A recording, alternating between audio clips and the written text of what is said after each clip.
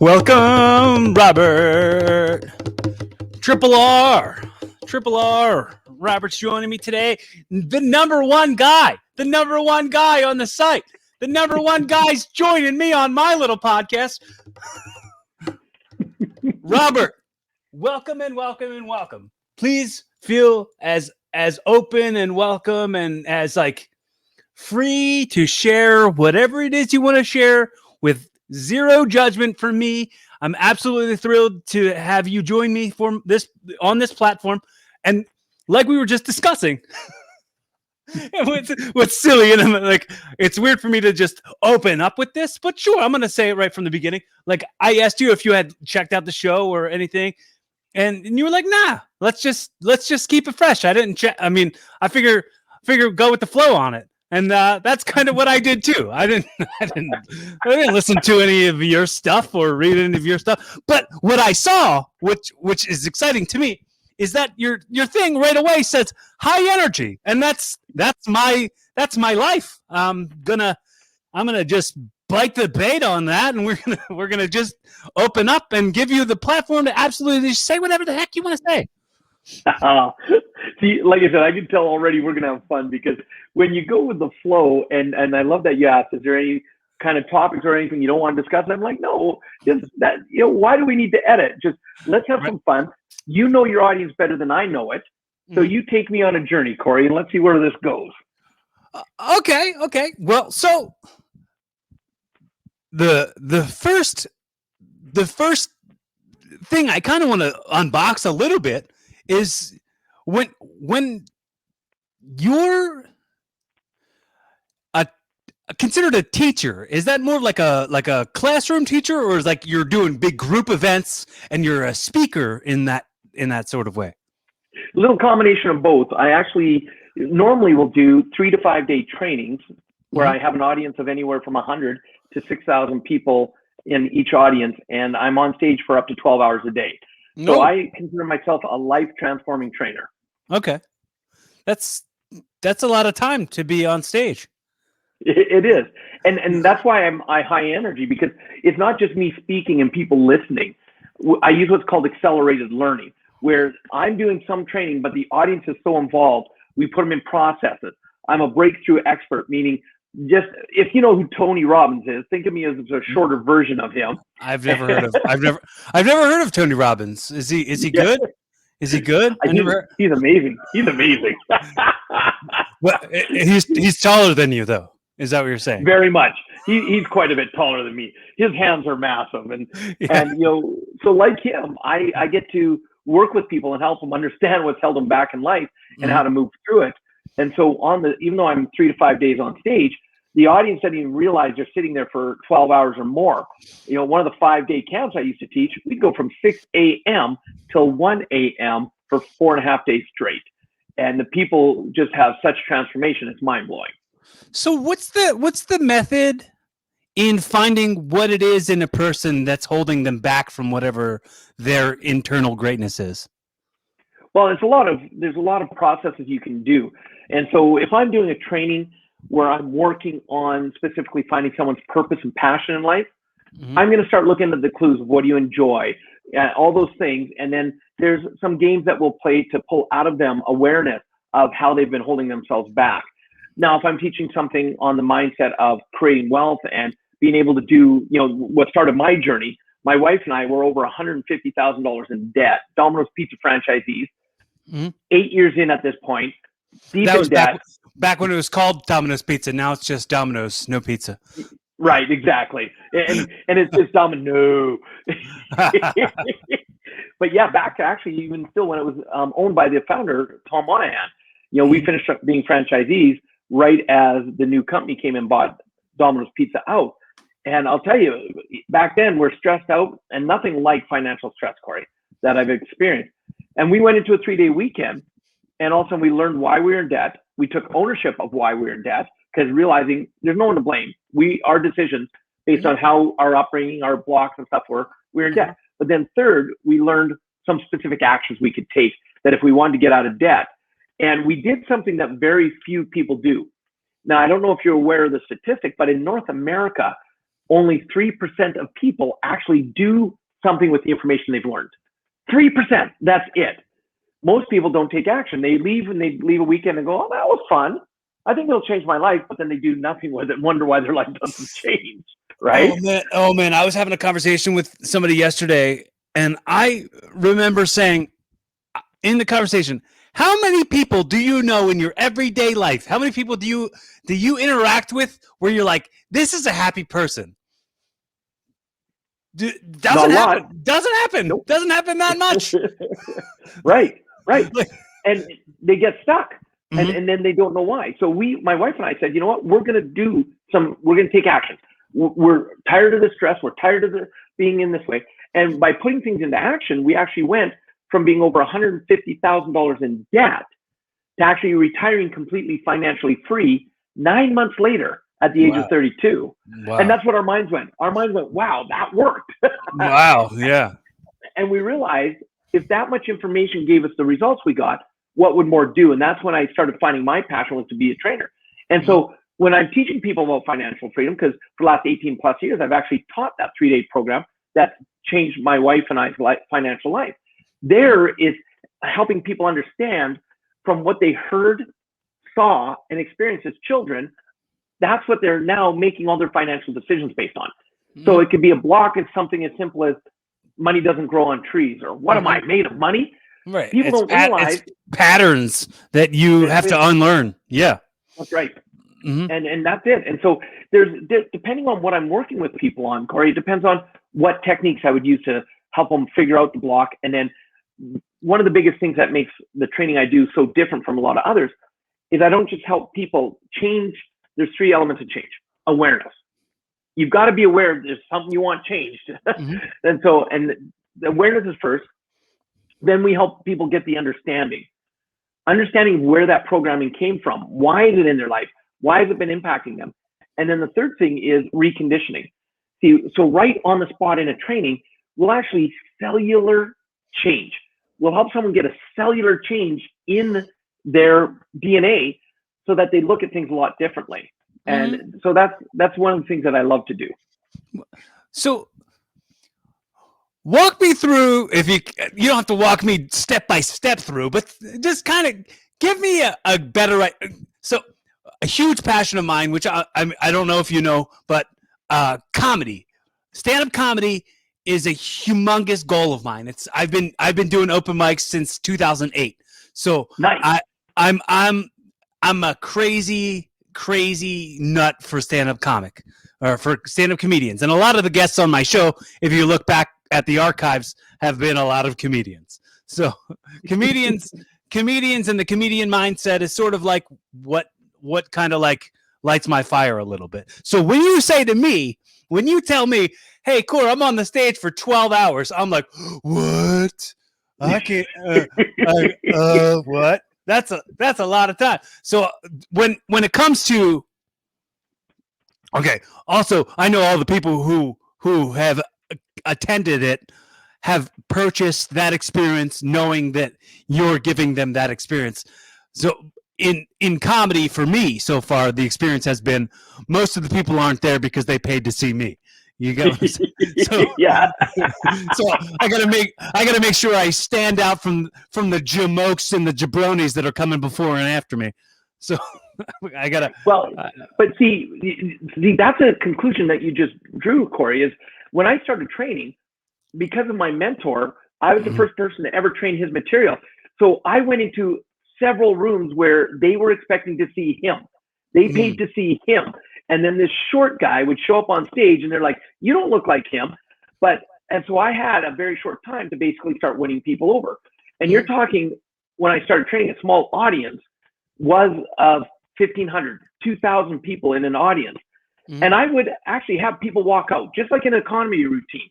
People would walk out because, they get stuck on whatever. Either you're not funny or you're not the person I came to see. Why am I sitting here listening to you? And so I have to learn to be me. And that's the biggest difference, is I could take a system. And what's interesting with you loving stand-up comedy is when I train trainers, because I've been blessed to train thousands of trainers all over the world, how to do the kind of experiential trainings I do. One of the ways I help them get better is I have them watch stand-up comedy. I have them watch the greats because it's about the pauses, the hook, and then the change direction. Can I get a list of what's the greats that you tell them to study? And may I perhaps add some list or some greats to that list for you to help your trainees? Oh yeah, absolutely. Because let's compare. Because the one guy I love watching is I love Kevin Hart. Okay. Love Kevin Hart. Oh, just awesome. because of his work ethic as well, and just who he is as a person. Right. I get chills from Kevin Hart. Not only because he's hysterical and because he's a hard worker, but he's a Philly kid like me. So there you go. There you go. So we've got that connection in that. But I mean, it's not something we know or talk about. But we're from the same area. There you go. And I'm Googling his name right now because of course I ended up. There's one guy, I know his last name. There it is. That's who I was looking for. Ron White. Okay. Love Ron White. Just his slow delivery, dry sense of humor, but then he can hit you with such a zinger, right? Yeah. So, he's been a great guest on Joe Rogan a bunch of times. I've listened to all his episodes whenever he's on Rogan. I listen to them right away. Oh, nice. And that's the thing is so when you're talking about how would you do 12 hours? Well, one of the things that you have to understand is it's not always me talking. And because I do love to have fun, I warn people right off the bat. I'll tell them my jokes are not funny. And I'll give you my best joke right off the bat of the whole 3-day weekend so you know what to expect. And because I get to teach all over the world, my Canadian jokes do not translate in a lot of countries. They just don't. And so I'd be saying a joke and I'd look out at the audience and here's what I'm getting back. Well, you guys don't have Tim Hortons? Right? And then I will turn around and say something that no one laughs at in North America. Right, and all of a sudden I've got the audience rolling in hysterical. So a friend of mine, a mentor, he taught me a cool thing because I can be on a stage where I have up to 6 languages being translated all simultaneously. And so what I'll do when I meet with my translators, I'll say, look, my humor may not translate. You may not understand my joke. So if there's ever time, because I've had translators, when I say a joke and they don't understand it, they just quit speaking. And quit speaking is not a good thing when they're supposed to be translating what I'm saying. So what I've coached them on is they said, and this is what my friend taught me, he said, look, I tell my translator, if you don't understand my joke, just simply translate through the microphone. The trainer just told a joke, laugh, please. And see, that's what I love, Corey, because when the translator's done that, because I get the biggest laugh out of my audience, right? Dude, you know what I've been doing lately is like, this is cheap as hell, but I'll be like, all right, guys, I'm not gonna start yet, but in a minute, I'm gonna be recording this set, and could you guys just laugh a little bit harder at my jokes because it's gonna be on my podcast. It's really never on my podcast, but it's like, even if you don't think it's that funny, just kind of like, give me a little bit more gratuitous laughter. Yep. I've only tried that once and it went over really well, but I would never. It feels too hacky. It feels too hacky. But if you do it's it, because that's called what's called a context. Mm-hmm. When you're setting a context, see, and whether you're a comedian, whether you're a speaker, whether you're a trainer, even like lawyers know this. It's never about the words you use. It's about the space that you create. So when I go in when I'm teaching a trainer, I'll actually say to them, your data does not matter. Mm-hmm. And they're like, pardon me? I said, if you think it's all about the words you're going to say, you're going to be up here and you're going to be disconnected from your audience. Same with comedians. You got to get in that vibe, bro. Right. That's it.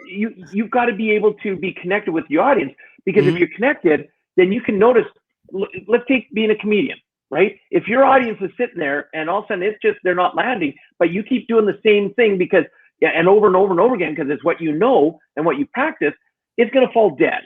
It's what's on the page. But I mean, let's also like take it back for 1 second, just to understand where I've learned in wrestling. So like as far as the structure of a wrestling match, it's like there are spots that you've planned on doing, and maybe it's not going the right way, so you call audibles, and that's something that I learned in wrestling that I do in comedy, because it's like, man, wrestling really prepared me for this whole comedy thing.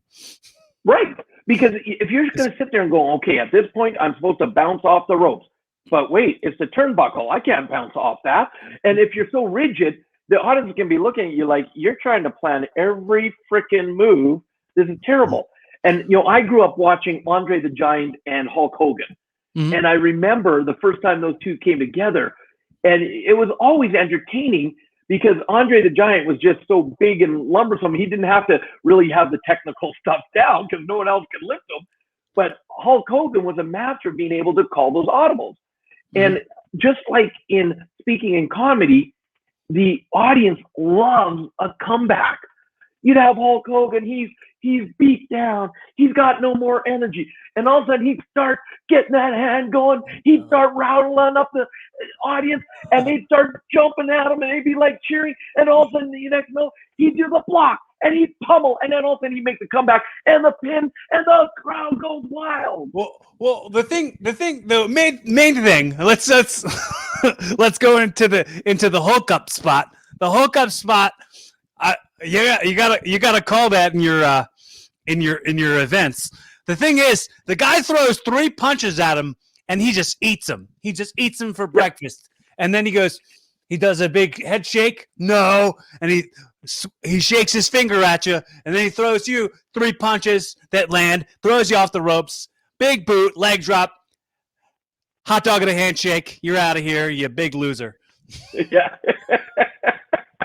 And that's it. That's where, when you, like anything, own the craft. Right. Put in the work behind the scenes. Mm-hmm. See, and that's what a lot of people don't know. They like to see the result of, like a Hulk Hogan, like a Corey Castle, do a pin. And they go, oh, I wish I could do that. But then they don't realize the work that goes behind the scenes to allow you to be able to have the finish that you have. And that's what's important. I got to ask you 2 quick things. One, what's your worst joke that you say you open with? What's that joke? I need to hear it. You brought it up and you just breezed right past it, and you didn't say what it was. Could you please tell me what your bad joke was? Oh, no, it's different for every training. I do about 16 different trainings, and it's a different joke for each one. Okay. And it's just to set the stage for people. And so it could be something as quirky as, I'll ask people, I'll say, how many of you think I speak quickly? And all these hands will go up. And I'll say, well, take your left hand, put it to your left ear, and dial up how quickly you listen. Okay, we're good now. Let's continue. Okay. And also the other thing number 2 that was in my brain, it's a thing that I'm thinking of because we're talking about Hulk Hogan right now. But have you ever watched Hulk Hogan and didn't believe that he believed he belonged in there? Like, he knew exactly what he was doing. He knew he belonged there. He had the confidence. Yeah. Like, he was there for the purpose of putting on that performance for entertaining. Yeah. This is a thing. Like, when you say, when I teach kids, this is me. When I teach people, when I teach kids, I always say,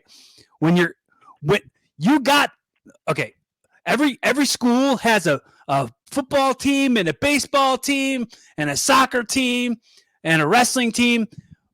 Every martial arts school is in like a shopping center. You can find them everywhere. How many wrestling schools have you seen? Yeah, very few. Now, I grew up a lot in Alberta, which is where I live now. Right. Well, okay. Well, that's and so the Hart family. Yeah. I knew you were going there. I Wayne Gretzky'd you on that one. Yeah, that's right. That's right. I grew up in the era when the Edmonton Oilers won 5 Stanley Cups, and it was Gretzky's time. And then how the city exploded when he got sold and traded to the LA Kings. But oh yeah, I spent the last 16 years before moving here to living in Calgary, where the Hart family is, and being able to watch them do their wrestling shows. Oh my goodness, I grew up with them as a kid watching that. So let me just continue before I forget where I was going. So the thing is, I said being in this business, and I was saying the word elite before AEW was a thing, but being in this business, you're such a small elite niche of people. Like, you are a different brand, so believe that you belong here just as much as you believed you belonged here enough to seek this school out. So when it comes to being in this ring and it comes to walk around with confidence. Like, I belong here, because I mean, any jerk can be any other kind of athlete or any other kind of performer, but only the people who truly love this and have the heart for it will like jump inside this wave of pro wrestling and ride it.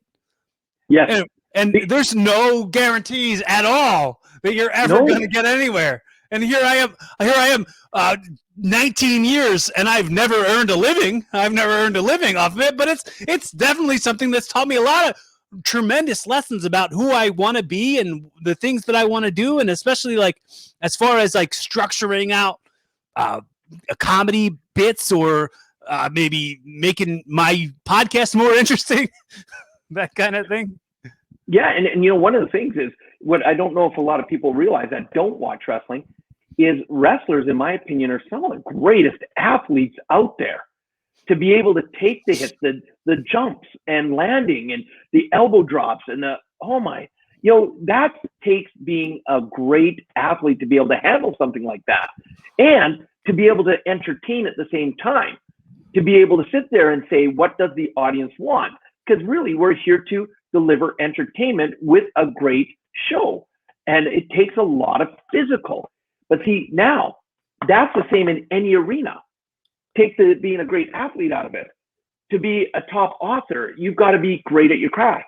To be a great singer and hit the chart, you've got to be great and put the work in behind the scenes. Any arena, if you want to make a living or hopefully get some fame, it doesn't come, what's that saying? They're a 20-year overnight success. It took 20 years to get that, what people perceive. A great example. You've heard of the song Gangnam Style, right? You remember Gangnam Style from 2012? Yeah. And everybody's like, one hit wonder, Psy, he'll never achieve another number one hit song. But what they don't realize, if you actually researched him, his overnight success of Gangnam Style, he went to the U.S. to be a doctor or lawyer, something that his parents sent him from Korea. You're going to be a doctor or lawyer. While he's in school, he had the courage to say, this is not what I want. I want to be an entertainer. And he dropped out of school. Mm-hmm. Now, his parents, because they said, if you're not going to do that, we're not paying for your education, they made him come back home. So he had the courage to follow his passion being an entertainer. And for 12 years, he was starting to gain success in Korea. He got married, had twin daughters, and he was putting the work in. And when it came to Gangnam Style, that move he's known for is called the horsey. He went through 50 animals to come up with that one move for that quirky little video that ended up not only getting him known, but let me teach. Did you know, Corey, this, that one song changed YouTube? Did you know that? No. Okay, here's why. Please tell me. YouTube first, it was the very first video ever. And we're talking the official video, not even all the offshoots that people did. It was the first video ever to get 1 billion views on YouTube. Okay. So that cracked it open there's now videos it's in the top 10 still, but there's videos that have had 4 billion, 5 billion views, right? But it actually forced, because of his one video, it forced YouTube to actually recode their whole back end. And the reason is because in computer programming, and I'm not an expert, I just learned this, there's an algorithm that a lot of programs use. And it's a long string of number, but it's like 1.2 something billion is this algorithm. And YouTube was using this in their programming because they never envisioned anyone getting to 1 billion views for one video. So all of a sudden, Gangnam Style gets 100 million views, 200 million views, 300 million views. YouTube starts freaking out because they know if it hits 1.2 whatever number, billion number, it's going to crash all of YouTube. Right. They're going to be like Y2K for YouTube. Right. So they actually had to reprogram and put in a larger algorithm to handle one song from a one-hit wonder that was an overnight success, 12 years in the making. Was that dude? Was he? Did he audition for American Idol or something? Or was that? I don't know if. I think that's someone different. No, that is something different. That's like William Hung or something. Yeah, I got them confused because I knew the one-hit wonder, whatever that the shame on that was. But yeah, and so this is why I love to study people. I love reading and watching biographies because I don't want to see someone's results only. I want to know their journey. I want to know what did it take for them to get there. So that's why I love studying like Psy and what was his journey to really get to Gangnam Style. And look, for all those haters and doubters, his one song, from that one song alone, was so financially cash flowed, he'll never have to work a day in his life if he never wants to. Right. And so how many people wish they could have a one-hit wonder overnight success like that, right? Well, you said just like you, retired and financially independent at 32. I mean, I don't know how old Psy is, but he's probably not too much older than that, if not younger. Yeah, he's right around that age. Yeah, in 2012, he was, I think, right around the 33, 34 year old. Uh-huh. Yep. Man, you're now. You said you weren't an expert on YouTube, but it seems like you're an expert on Psy. Because I when things like that got my attention, I study, man. I like to study success. That's why my book, Success Left a Clue, is I love to study the clues that successful people leave behind and then implement. And here's the reason I study it so much. What I teach, Corey, is what I need in my life. So, and then the others get the benefit that I've learned it and it's helped me through struggles. So if they get a benefit, that's like a bonus. And that's where fulfillment comes from as well. I get to do what I love and I get to really help people at the same time. What better is there than that? Well, like you said a thing on something else. So I'm not fully fibbing when I tell you when I tell you I didn't research you, but in your thing you said if you can turn something around for one person, there's the fulfillment in that. And that's I feel very much that way about me doing this, because I feel like of course, like sometimes I'll make the joke and I'll get discouraged and I'll be like, a tree falling in the woods. You know, I'm putting out all these good messages that no one's ingesting or no one's consuming. Because like here I am at 249 episodes, and it's like people might see what this is and not go back and listen to the other 200 and some episodes where I stunk. You know what I mean? Like, but it's an evolving process. Yeah, my favorite quote from one of my mentors: "Every master was once a disaster," and that is so true. And see, your 249 episodes, every single time you've gone a little bit better, a little bit better, a little bit better, and that's the journey of it. And you know, that's for me. Like when I talked about, that's how my training journey started. When my wife and I created the Financial Freedom, it was, if we could even help one person go from financial stress to financial freedom, it'd make it all worthwhile. And because I started with one person that I wanted to impact, I've now personally trained over 500,000 people in live trainings around the world. And so the ripple effect of that. So let's go back to your podcast, Corey. See, one of the cool things is you never know who's going to tune in and listen. And all of a sudden something you said or a guest said in that moment changed their life. Or they got an impact, and because they made a little bit of a change in their life, it impacted someone in their life. And not only will you not maybe even know, the beautiful part is you don't need to know. Your ripple effect is going out because you have the tenacity to keep doing this.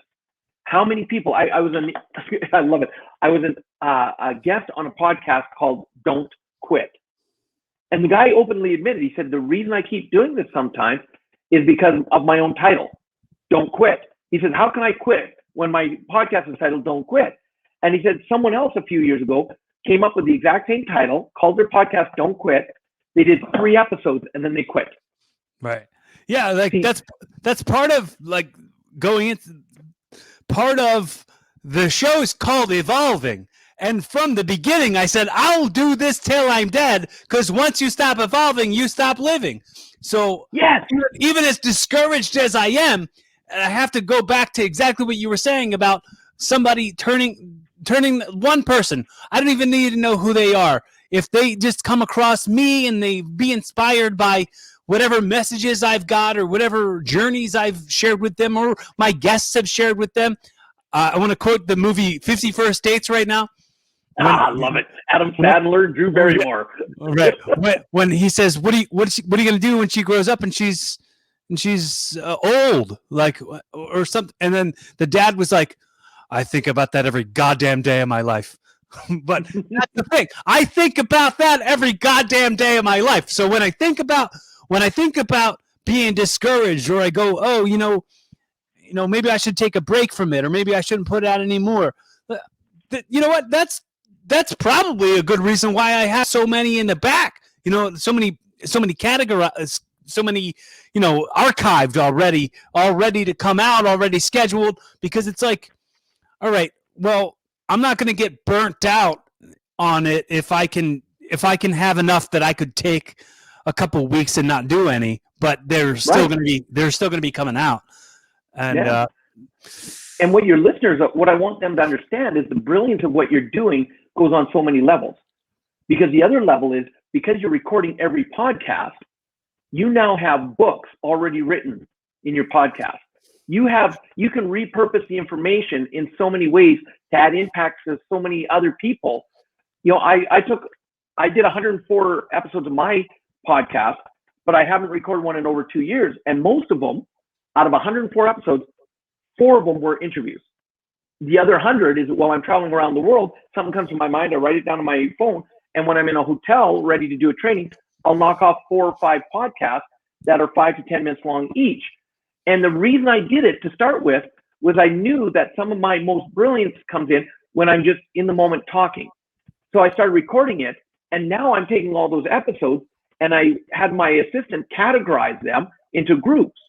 And now I'm writing ebooks from all these different categories. And I don't have to do the work again. It's already written because every episode I have transcribed. Well, so the brilliance of 260 some odd episodes or 40 episodes, you've got so much knowledge that you can get out to people in so many ways. It's phenomenal. So I took this. So I'm a huge fan of. Do you know Mark Maron? The name doesn't sound familiar. He's a comedian. Bill Burr. Do you know Bill Burr? Yes. Okay. So Bill Burr will do bits on he'll do like rants on his podcast, and then they'll like wind up on stage later. So the amount of times I've taken jokes that I've come up with from episodes and put them on stage and applied it, it's freaking rad. It's really cool. I really dig that I get the chance to I get to get multi-purpose out of these conversations. Yes. And I imagine you've met some pretty amazing people as your guests, right? No, they've all sucked. Everybody's sucked. Yeah, that's what I figured. I was just hoping that maybe I got a little different. No, you're the best. You're the best one so far. Everybody else has sucked really bad. I told you in the start, I was like, hey, the number one guy is on my show. So it's only going downhill from here. Okay, you got 20 minutes to quit saying that, Corey. Go on. 20 minutes to quit saying all that good stuff. Yeah. Just continue with the flattery, please. That's right. Stop it some more. And, and look, having fun, that's another one of my big beliefs. If I don't enjoy doing what I'm doing, I'm going to do something else. How many people wake up in the morning and they go, oh, I don't want to go to work today. I hate my job. Whereas I get to wake up and go, even if I'm tired, if I'm sore, I wake up going, today's going to be an awesome day. There's a big difference there. Well, Rob, I want to say, just so this applies. I hate my job. I really don't like what I do in the day, but that's just my job. That's the means to be able to do the other stuff and keep my lights on, keep my bills paid. And like, for sure, like if this could be my job, yeah, absolutely. I'd want that to be my job. But I recognize the practicality of just needing to keep the lights on, and the job isn't defining me. And that's, I think, what some people just take the role of what their job is and they make that who they are. And it's like, nah, you can't be defined. You can't be defined at all. Like, so that might be. And look, Corey, I'll put it like this, because I have this conversation with a lot of students, and I have no problem that if someone takes a job or something to provide for the family, to make a need, get the means, as long as they don't get caught up in making it the permanent. Because if you're spending, say, 40 hours a week at a job that you don't enjoy, are you really living life? So can you take, if you're sitting there and saying, okay, to provide for my family, because I'll never tell someone to do something crazy that their family pays the price financially and lifestyle. But if you can sit there, one of my mentors, I love his saying, he says, we earn a living from 9 to 5. We create a life from 5 to 9. And so if you're earning a living and it's something you're not enjoying, as long as you're there part-time doing something that you love to start creating. And see, I'm a big believer, and I've done this with thousands of students. I don't care what your passion is. I don't care what you love. I can show you how to make money doing what you love. Because my goal is money is just a beautiful side effect. See, I get to do what I do, traveling all over the world, having fun, empowering people, and I'm living my passion. Now, do I get paid a lot of money to do it? Yeah, but that's a side effect of me living my passion. So if I can show someone how to take what they love and start making money at it, even if they have to start part-time with the goal of replacing their full-time income so that they can get rid of what was their income that they had to do to support the family, and now they get to live their passion and make money doing it. That to me is a fulfilled life, if that makes sense. So that's, and look, people just don't know what they don't know. And so some people go, but I can't make money doing what I love. But you spend time with me and I'm going to drill in and we're going to find creative ways where you can do what you love and make money doing it. Maybe it won't be millions and millions, but if you can make more than enough to have a great living without having to do a job you hate, is that a win? Yep. Is that living a better life? Yep. That's the way I look at it.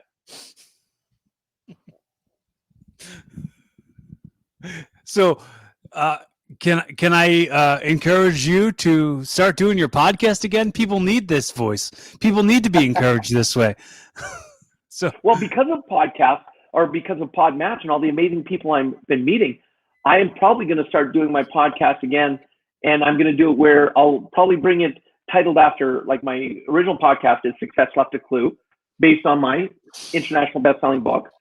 But now that I'm writing my new book, which is called The Authority Key, How to Unlock and Open Your Doors to Success, I would probably title my new podcast The Authority Key, and I'd bring on authorities in all different realms and arenas and make it mostly guests. Because I'm meeting so many amazing people on Podmatch, it'll be easy to bring on phenomenal people. Well, I'd like to volunteer myself. And absolutely, if I called you up and said, if I called you up and said, Corey, I want you to be on my podcast because I want you to talk about your experience as a wrestler, as transitioning into stand-up comedy, would you be willing to come on the podcast? Yeah, absolutely. I mean, I could talk about tons of crap. I could talk about like lots of things but you know what? Instead of waiting, why don't we right now pretend like this is your podcast and we'll just re-platform or repurpose this conversation later. Absolutely. Any questions that you want to ask me, absolutely feel free. Because I say that only to make sure I cement this point. Yeah. One of the reasons I wanted to start this podcast, and I've said it on the show a billion times, so anybody who's heard it before, prepare to hear it again. This will be your 1 billion and one. 1 billion and one? That's not one. That's not a word. One. I love it though. You just created a new word. That's awesome. 1 billion and 1 billion and first. What? 1 billion and. How would you verbalize that? Well, if you've heard it a billion times, you're now going to hear it one more time over a billion. I don't know, because I like the 1 billion and once. So 1 billion and 1 billion and once. That's the word now. 1 billion and once. But when I first started doing the show, my mom had told me that she had gotten a DVD or a CD burnt of voicemails that her mother had left her and her best friend had left her, and she said, you know how like when someone passes away, you forget what their voice sounds like. And I was like, I don't want that for me. I want to make sure all of who I truly am exists in an audio platform where nice leaves behind something if I'm not here to tell you how much I truly appreciate you and how much I truly care. That's why it was really important for me to have my mom on and say things to her on the record on the podcast, because if she loses me, or one day if I lose her, I can go back and listen to how much we mutually respected each other and how proud I am of who she is and how proud she is of me. I love that. So I say that. And Corey, you just hit the key. Look, again, why you started is just as important as why you keep going. And someone just listening to that, I love that. That's the first time I've heard someone put it that way. And I love that, because you're talking legacy now. You're talking being able to, especially in today's day and age, how quickly it is when people don't really truly connect with each other. And then all of a sudden when it's too late, they go, I wish I would have. And to be able to have that voice, to be able to say, hey, I'm recording this because I want you to remember me. Like, that's awesome. I truly love that. So let's flip the tables on you. Okay, so Corey, you're now on my podcast, which is called The Authority Key. Can we just 1 second before we get to that? I want to make sure I get this out before I forget. I want to very much say how grateful I am, how much I adore and respect the light and energy that you have, and how much I appreciate you spending the currency of your effort, because effort is more of a currency than money is, because we can spend our effort anywhere. And it's not just dollars. It's more than that. So the fact that, you're an important person. You're this international author, and you're the number one guy. You're the number one guy, and you've carved out this time to hang with me. So I want to tell you how grateful I am, and I want to make sure I say how, like, you were talking about the things you love. You were talking about the things you love, and you sharing with me the things that you love is like such a blessing to me. And I wanted to reflect on that by saying how much I love the resources that connect people. And this platform right here, this vehicle, is the resource that connects you and I as friends. This is the longest conversation we've ever had. And here it is. This is maybe the first of many, and I think that's great. And I hope that we can continue to be friends. Now, go ahead with your question. I love it. So, ladies and gentlemen, this is Robert Raymond Riopel bringing you The Authority Key, how to unlock and open your door to success. And I'm really feeling blessed to have an amazing gentleman as my guest today. His name is Corey Castle, and he's all about evolving. And Corey, first of all, welcome to the show. I'm glad to have you on my show today. Thank you, Robert. Thanks for the invite, man. It's so grateful. I'm so grateful. Well, so Corey, you have a background of wrestling. So what got you into wrestling? Why did you like wrestling? Um, so, um, I was an awkward kid and a weirdo and outcast from the rest of the kids who liked sports and stuff, and I just never connected with that stuff. And wrestling spoke to me in the storytelling of it all, and the drama of it all, and the making you feel things.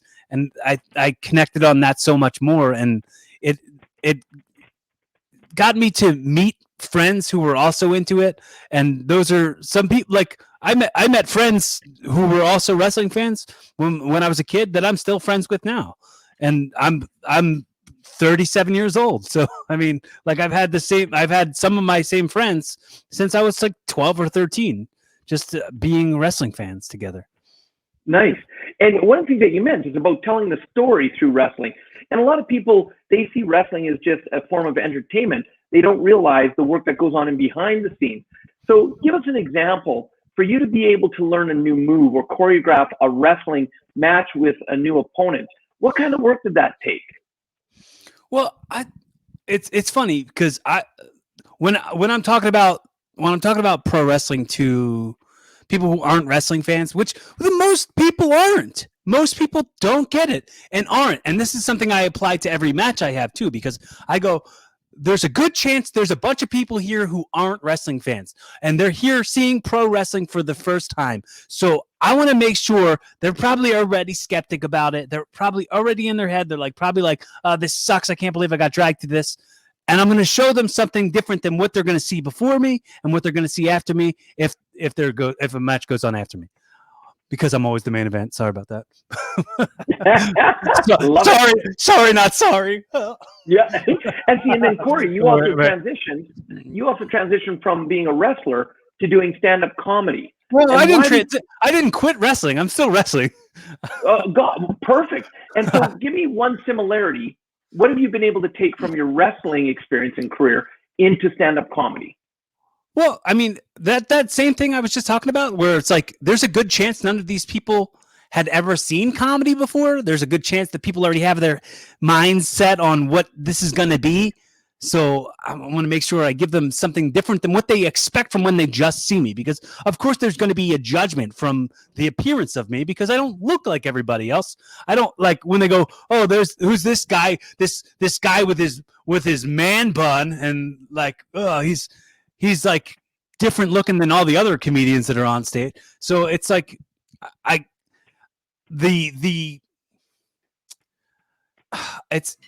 like the instant gratification of fans popping at a wrestling show, fans reacting in a way to a move is the exact same thing in comedy, but it's like the gratification of getting a big laugh is just the same as getting a big reaction from a move, except for I don't have to take my clothes off and no one punches me.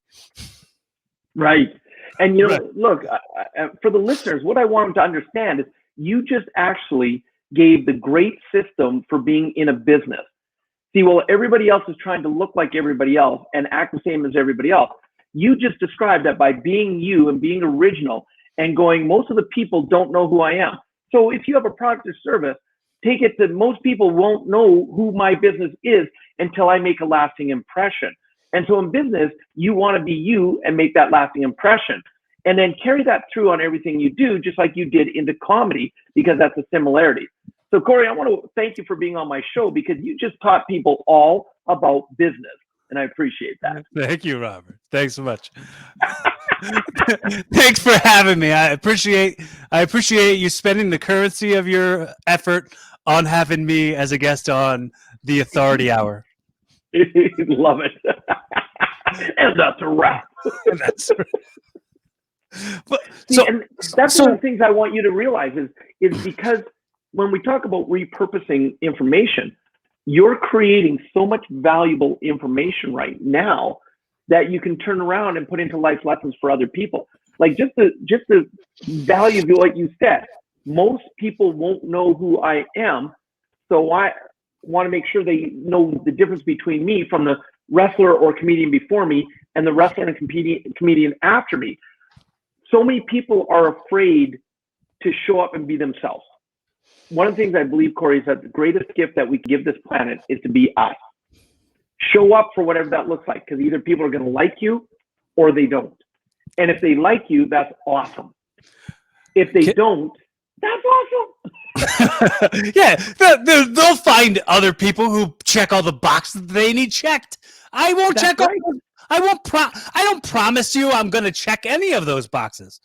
I will not show up and tell you that I'm this or tell you that I'm that. I will never tell you I'm funny. I will never tell you I'm smart. I will never tell you that I'm humble. It's not something I'll do, because this is a point I make all the time. And if this applies, use it.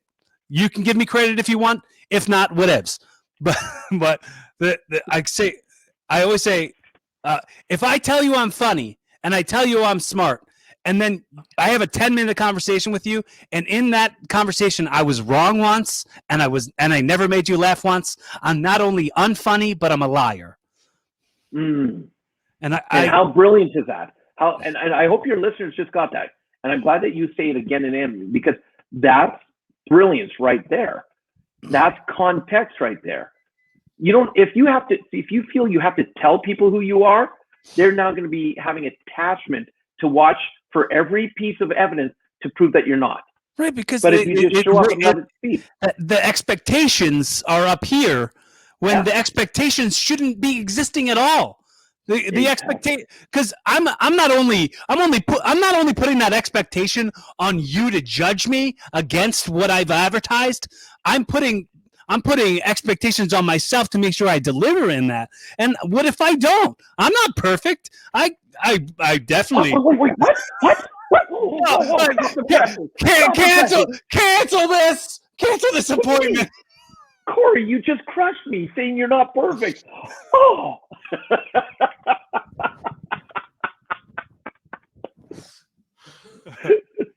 Good thing we're not having fun, right? No, yeah, absolutely. This sucks.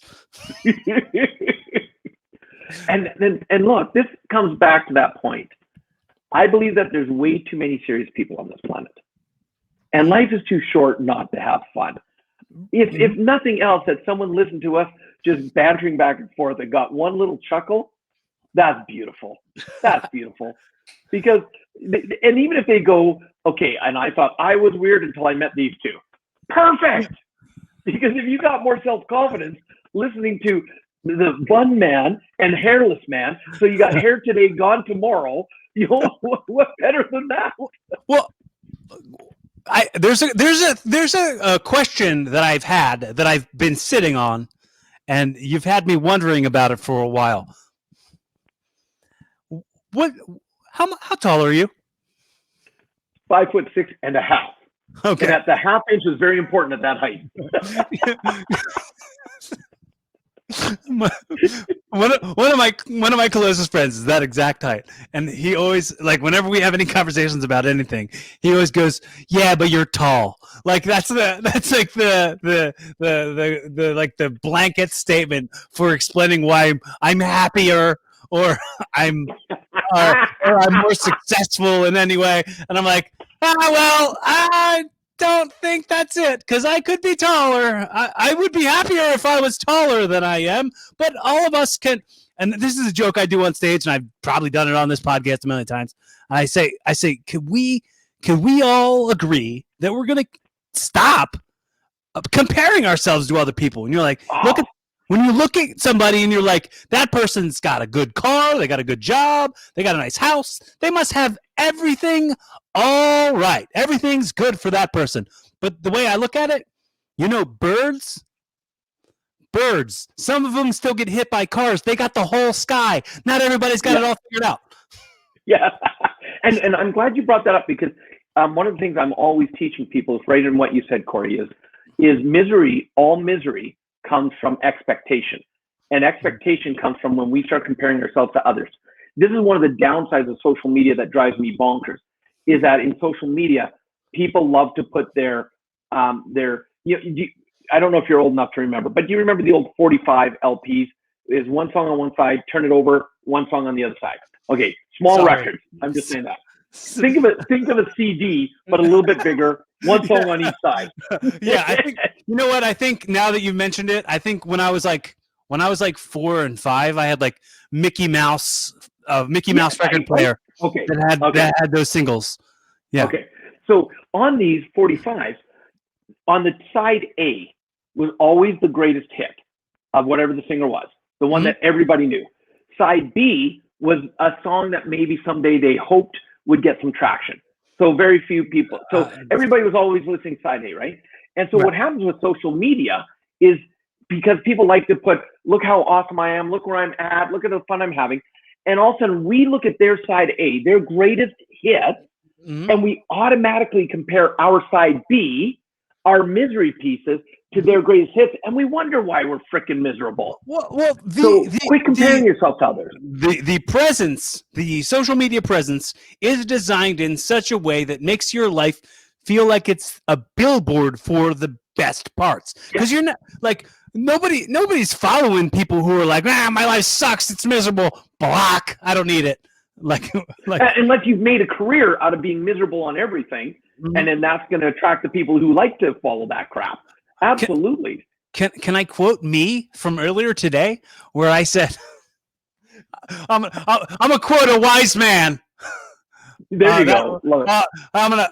A very wise, very funny, very smart, very humble man once said, most people, if they were told that they couldn't complain, they'd have nothing to ever talk about. That's right. That's so true. That's so true. Here's a little, if someone said, how can I change my life? I could actually give someone homework that if they do this homework for the next 7 days, consistently for the next 7 days, it would radically change your life. And that homework is no complaining for the next 7 days. No complaining. Not up here, not out here. So not saying and not thinking. If you catch yourself, just say, oh, good catch, and start your 7 days again. If you go 7 days in a row without complaining, your life would be so dramatically different, you wouldn't recognize it to the life you had before when you were a complainer. It's amazing. Yeah. And just out of curiosity, how tall are you? I'm 5'11", but I exaggerate and say I'm 6 foot tall. It says 6 foot tall on my license. Yeah. Well, one of the things I use, you want to know, and this is ego, but you know why? One of the reasons I originally loved going to Asia to do training? Because everyone's shorter than you? That's right. At 5'6", I now know what a 6'2" person feels like, because I can reach down to hug people and look down and talk to them instead of having to look up. I'm like, this must be what it's like to be tall. This is awesome. Dude, I meant to say this quote that I heard that it was like a recovery quote in AA and stuff, but it's like, expectations are resentments waiting to happen. Pretty much. I think, and that's like the quote I said earlier, is all misery comes from attachment and expectation. And all misery. And so when you have that expectation, you have attachment to what is or what should be, you're going to have a miserable life. And, I'm a big believer. I teach law of attraction. Didn't believe it before, but I am an absolute believer now. I've mastered the skill of attraction, because it's actually a process you can take to master it in your life. And I'm a big believer in saying that everything happens for a reason, and that reason is there to serve me. And because and most people have heard the first part of the quote, everything happens for a reason, but they've never heard the second part, that reason is there to serve me. And the reason that second part is so important is because it creates curiosity. So even if crap happens in your life, if you go, okay, instead of saying, why did this happen? You often go to the curious and you go, so why did this happen? Well, it gives you a whole different shift. I have a very similar thought process on that. My thought process is a lot of things that did or didn't happen was when it came to like going like, oh well, like I did some dates for WWE in like 2008 or 9 or something like that, and it's like, well, they never did anything more with me. Like, you know what? Now that I'm thinking about it, me in 2008, I might not have been ready for that if they were ready to like do something. Like I wasn't good enough for that.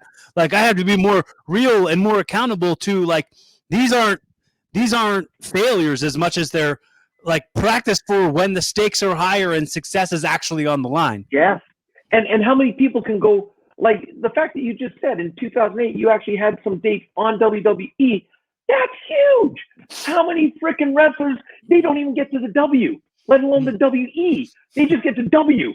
And you made it to the WWE. Like, that's huge, right? I guess so, yeah. That's it.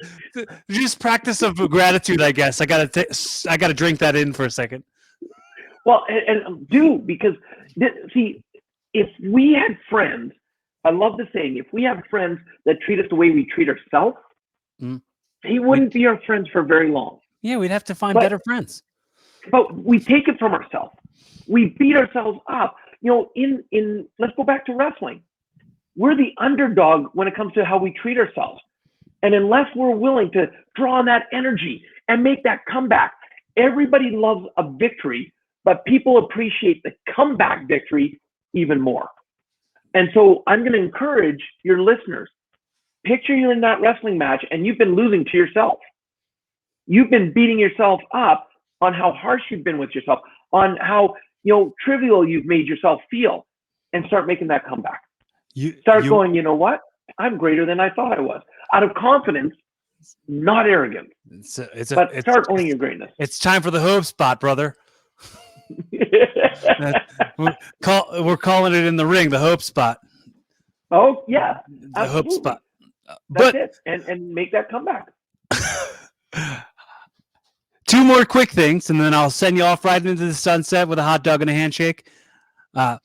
First thing being, once again, well, like I was talking to you about that living on the record and kind of going into that like legacy part that we were talking about, and this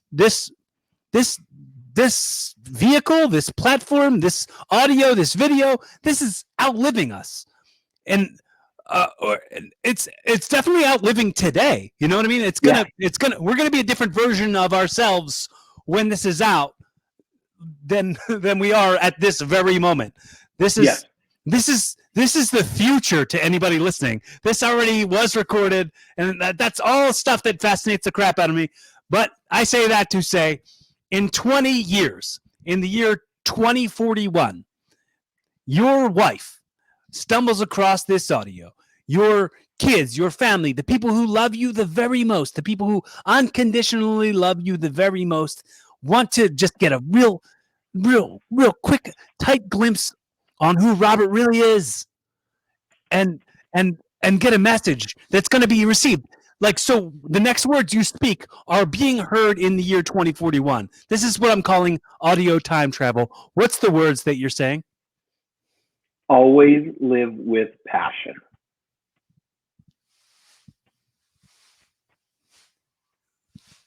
That's it. That's it right there. Keep it very simple. Keeping it very simple. Drop the mic. Yeah, no, actually, Corey, that's the way I sign every autograph. Mm-hmm. And that's the way I sign off with every email, is always live with passion. Because, be you and live in passion, and what more can you ask for in life? And you'll never know how you impact others when you do. It's so cliche to say, like, be yourself, everybody else is taken. But like, there's so many other people. There's so many other people who are so uncomfortable with being themselves that if you weren't yourself, then who the heck would you be? Yeah, and look, I came from that journey. That's why I was pointing to myself. Right. Is I was a world-class people pleaser. Mm-hmm. And until I let that shit go and realize this is me, like me or don't, and the people that don't like me for who I am, they only like me for who they want me to be, I wasted so much energy on them. Time that I could have been spending with the people that love me for who I am, not wanting me to be different, not wanting me to be this way or that way. That's the people I choose to be around today. Want to make sure I say before I get to what the close is, the way I wrap up every show. I'll do that in just a second, but I want to make sure I say, dude, I'm going to give you my phone number. Call me anytime. If I can ever be a resource for you in any way, just to be a friend, just to be judgment-free conversation. If you have moments where you slip into that people-pleasing moment and you're just like, man, what's this funk I'm in? Call me. Anybody listening, if that's what you're going through, I'm not a hard person to get a hold of. Reach out to me. I'm real. I'm here. I have some of my favorite relationships with the people who call me out on this. The people who take me up on this. This is one of my favorite things that I've gotten about doing this show is that I get to make these like genuine connections with people. So if you and I, it seems like that's the direction we're heading. So if I can, I think I already gave you my phone number. But absolutely don't hesitate to ever reach out to me. If you have any questions or anything, if you want to text, I'm totally cool with that. I text all the time. I'm here. I'm here for you. All the way. Oh, awesome. It just made me think, call me anytime, call me anytime. You're paid the currency of my effort. There we go. I love it. So the way I wrap up every show is we kind of already did this, but what I do is hypothetically I've gifted you this show. So at this point, it's evolving with Robert Raipel. So you would say at this point, any kind of like Jerry Springer's final thought, the major takeaways, the most important lessons that helped you evolve to a better version of yourself tomorrow. And then at the very end of that, just to keep it silly, do like the goofiest impression, the most accurate impression that you've got in your arsenal. Well, it's not going to be accurate. It'll be goofy for sure, whatever I do. But look, for me, again, it's that it comes down to that always live with passion and be there, be real, be you, and just know that there are people out there that are looking and waiting for you to show up in all your greatness, because we all have a gift to share. If you're still breathing, you have a gift to share. If you're still breathing, you have a reason to be here on this planet right now. And look, just like you were saying, Corey, reach out to you. It's easy to find me, robertriopel.com. Look, as that gift for being on your show, go to robertriopel.com, download the digital copy of my book, Success Left a Clue. Use it as a workbook. Use it. Don't just read it. Use it. Do the action steps. Watch how that's going to work. And I'll tell you, when you do that, let's go down to Yoda. Do or do not do. There is no try, right? You've got to be a person of action or you're a person of inaction. Saying I'll try is the worst thing you can say in your vocabulary, because you're giving yourself a reason to stop. Deliberate creator in your existence. Yes, that's it. Yes. Yeah, and it's just, I keep having fun in life. There's a lot of fun people around. Like you call on me, Corey, and say, hey, let's do another episode. I'm there. You say, let's just have some fun talking to some people. I'm there. Because when you find people that truly love to have fun like you do, that's a rare thing. So appreciate it and appreciate you. Thank you. This has been so great, dude. I love the opportunity that I've got to learn some stuff. Maybe I've even taught you some stuff. That's real cool. If even one person learns anything from this conversation, and that one person is you, that makes me feel fulfilled. No, let's get that impression. Well, I tried to do it with Yoda, but I'll do one. My oldest nephew, who's 41, he just taught me this last week, and it's Sean Connery, and it's "God shaved the Queen." And if you caught the middle word, I didn't say saved. He blessed her with not being able to grow hair. Yeah. God shaved the Queen. You gotta love Sean Connery. Well, everybody, if this is your first time checking out Evolving with Corey Castle, if this is your first time checking out, maybe if you're watching on YouTube, leave a comment below, like it, subscribe, follow it. on Apple Podcasts and Spotify. Make sure you rate it. I always say this. Let me know you exist. I need to know you exist. Leave a comment. Tell me who you are. Tell me what you like. Tell me what you don't like. Tell me whatever. I'm here for it. I'm here for it. Comment, like, rate, subscribe, and follow me on Instagram and Twitter at Corey Castle. It's down here on the screen if you're watching the video. Follow Robert. Go check out his book. And tell the people that you love them. Be kinder to yourself. Be fun. Have safe. Keep evolving. Love it. Love it.